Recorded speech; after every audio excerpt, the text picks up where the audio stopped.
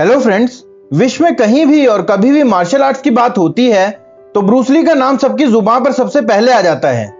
वो एक ऐसे व्यक्ति थे जिन्हें लोग विश्व का सबसे अच्छा मार्शल आर्टिस्ट कहते थे। वो हमें 32 साल की उम्र में छोड़कर चले गए, पर इतनी कम उम्र में उन्होंने इतना सब कुछ हासिल कर लिया था कि आज तक कोई भी उनकी बराबरी नहीं कर पाया। आइए कुछ ऐसे रोमांचक तथ्यों के बारे में जानते हैं जिनकी वजह से आपका इंटरेस्ट ब्रूस ली के बारे में जानने के लिए और बढ़ जाएगा। ब्रूस ली का 11 सेकंड्स में 15 पंचेज और 1 किक मारने का रिकॉर्ड है। ब्रूस ली वाकई में मार्शल आर्ट की कला जानते थे। उन्होंने बदमाशों से लड़ने के लिए मार्शल आर्ट सीखा था। ब्रूस ली हर दिन 5000 पंच मारकर अभ्यास किया करते थे। अगर आपको ये वीडियो पसंद आए तो हमारे चैनल को सब्सक्राइब करना मत भूलना। ली मार्शल आर्टिस्ट होने के साथ साथ एक्टर, फिलोसोफर, डायरेक्टर, प्रोड्यूसर और राइटर भी थे।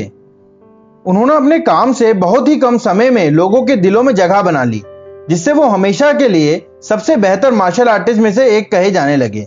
उन्होंने छोटी उम्र से ही फिल्मों में प्रवेश किया और वो एक बाल कलाकार के रूप में बहुत मशहूर हो गए। अपने मार्शल आर्ट पर काम करते करते वो बहुत जल्द एक मार्शल आर्ट ट्रेनर भी बन गए। लोगों ने उन्हें बहुत पसंद किया। आइए सुनते हैं कि कैसे वो एक साधारण व्यक्ति से फेमस पर्सनैलिटी बने। ब्रूस ली का जन्म 27 नवंबर 1940 को अमेरिका के सैन फ्रांसिस्को में एक चाइनीज फैमिली में हुआ। उनके पिता ली हुई च्वेन एक कैंटोनीज ओपेरा स्टार थे और उनकी मदर ग्रेस ली एक यूरोपियन महिला थी। ब्रूस ली की शिक्षा हांगकांग में हुई। ब्रूस ली स्कूल में खराब परफॉर्मेंस के कारण हमेशा स्कूल से निकाल दिए जाते थे। उनके माँ बाप उन्हें पढ़ाना चाहते थे, लेकिन उनका पढ़ाई में कभी भी इंटरेस्ट नहीं बना, बल्कि वो लड़ाई करने में सबसे आगे रहते थे, जिसकी वजह से उनके माता पिता बहुत परेशान रहने लगे। ब्रूस ली कहते थे, कोई रास्ता नहीं अपनाना ही रास्ता है और खुद को किसी लिमिटेशन में नहीं बांधना ही लिमिटेशन है। उनके लिए दुनिया में लिमिट जैसी कोई चीज नहीं थी। मात्र 32 साल उम्र जीकर सभी के लिए कभी ना छू सकने वाला आसमान बनाकर जाने वाले ली की सफलता का मंत्र शायद यही था। उनका स्ट्रीट फाइटिंग में इंटरेस्ट देखकर उनके पिता ने उन्हें फिल्म इंडस्ट्री में as a child artist introduce करने का सोचा और अपने टैलेंट की वजह से उन्हें बहुत पॉपुलैरिटी मिली। उनकी कई मूवीज सुपरहिट हुई, जिनमें से कुछ थी the big boss, fist of fury और way of the dragon. Bruce Lee कहते थे, शरीर की मशीन से बेस्ट प्रदर्शन करवाने के लिए उसमें सही ईंधन डालना जरूरी है। जंक फूड और गलत डाइट से शरीर धीमा हो जाता है। ब्रूस ली की हाइट 5 फीट 8 इंचेस और वेट 64 केजी था, जो उनके करियर के लिए परफेक्ट था। और ताकत ऐसी थी कि 1 इंच दूर से मुक्का मारकर अच्छे खासे आदमी को गिरा दे। उनकी ताकत और फुर्ती उनकी मौत के 4 दशक बाद भी रहस्य है।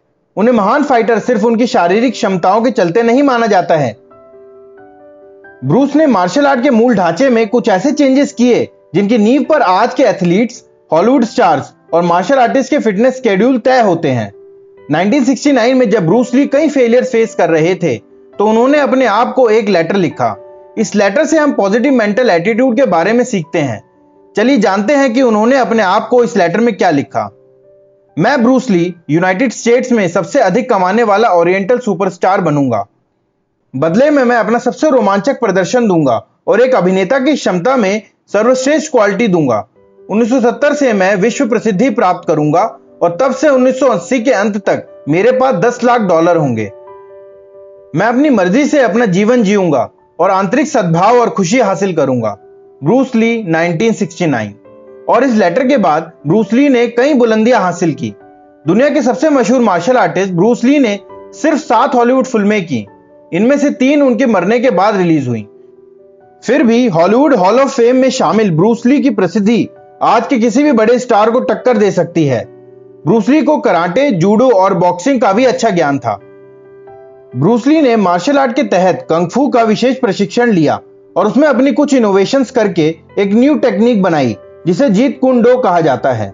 ली ने एक TV serial the green hornet के 26 एपिसोड में काम किया, जिसमें उन्होंने अपने एक्रोबैटिक और फाइटिंग स्टाइल का प्रदर्शन किया।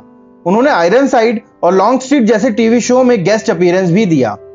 20 जुलाई 1973 को ली ने हांगकांग में दोपहर 4 बजे अपनी अगली फिल्म गेम ऑफ डेथ की तैयारी के सिलसिले में प्रोड्यूसर रेमंड चॉ से मुलाकात की। शाम को ब्रूस ली को तेज सरदर्द हुआ। ली की एक्ट्रेस दोस्त बेटी तिंग पेई ने उन्हें दर्द के लिए एक एनाल्जेसिक दवाई दी।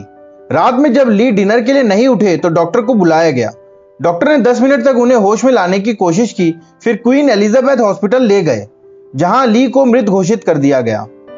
हम आशा करते हैं कि आप भी ब्रूस ली की लाइफ से कई सारी चीजें सीखेंगे और अपनी लाइफ में सक्सेसफुल बनेंगे।